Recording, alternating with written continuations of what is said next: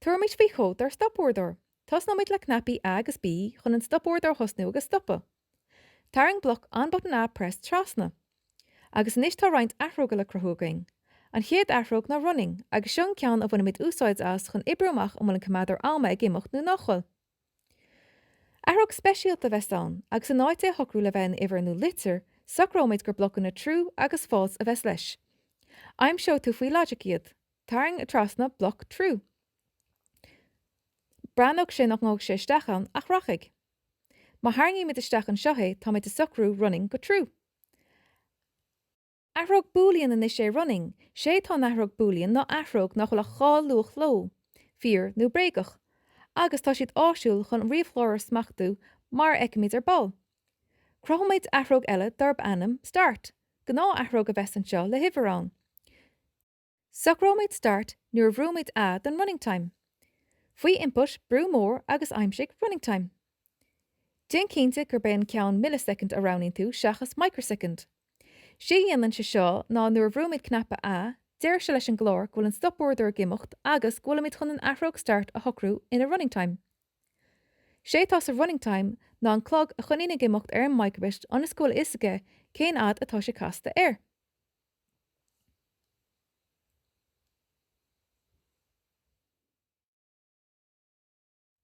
Cá méid stop a chuir leis nuair bhrútar knappa bí, mar sin denna méid cóp den na bloccanna sin. Athróg méid knappa a go knappa bí, agus athróg an dhatha ríist.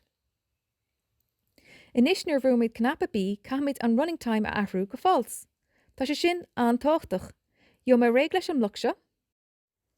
An rud eile tála denmh nuair bhrúméid knappa bí ná running time a athrú, mar go gcuinóid omláin na hama atá tafata.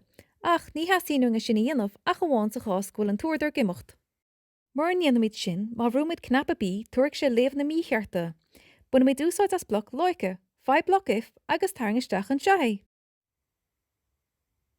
Tá méid chun an set running to false, a chur faoi agus úsáid a wint as bloc athróige.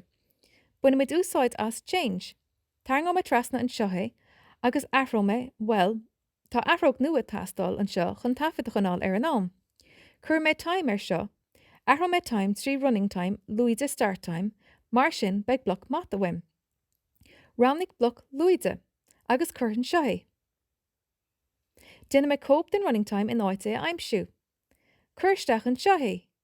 Inis tá an athróg start a wim. Sé chilín se seo ná nuair bhrúm knappa bí go ranach sé an am ratha agus buna sé an start time de agus inseog sé céhéad am atá goit a hart. Agus tucraigh sé running go fáils. Tá cúpla rud eile fágail le déanamh againn. Ba bháil an beochanna chunála gimocht nuair tá an stopúdar i gimocht. 5 block forever, buna mé úsáid as bloc eile if an seo. Faoi logic, fá an bloc if then else agus tarring trasna é. Rodúntaach faoin athróg boolean ná gur féidir am é haring díorchasteach an seo, agus is féidir am a rá go bhfuil sé gimocht, ghfuil an beoch nó im agus mar bhfuil. Taspána mit picture eile ar an taspántas LED. Tá chun crí mór a chuirsteach an seo. Dinna mé cóp den bloc sin agus athróg méid go crí beagá. Nuair atá sé gimocht, feic míid crí mór agus crí beag agus leanann sé ar as tá an stopúdar i gimocht. Mar bhfuil sé gimocht, bheadh sé go deas rud éige na taspáint ar an taspántas LED anas go méid iscuing go bhfuil an microbit casta air agus go bhfuil an riomhlóir den stopúdar air. Mar sin, buna mé úsáid as an íomha a slíp. Inis táid ná an stopúdar hosnú agus a stoppa agus nuair hosnaíonn sé behear go bheith míid beochan. Braníonn sin go maith. An féidirling stop chuir leis. Is féidir, téann sé rás a chola, ach ní muid an ná an táma léamh. Is an seo táim chun úsáid a bhaint as an logo tile mar an tríú knappa. Faoi input té sios gotí go naim sin tú blocna do microbit nua. Taring amach bloc an logo pressed agus buna mid úsáid as bloc loic a ríist. Faoi logic, taring trasna bloc if. Tastíonn an táma haspáint ach díreach nuair nachhfuil sé gimocht, nó chuirg sé marúlaring. Nuair tá sé gimocht, beag an beochan sin uing. Buine mé úsáid as bloc loice eile, tá nás wim.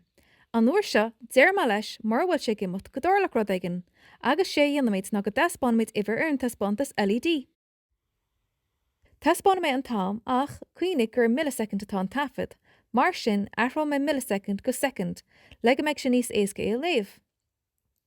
Chun tuairt faoi sin caithmid an iver roinnt bhíle. An uair seo buna me úsáid as an bloc speisialta integer divide.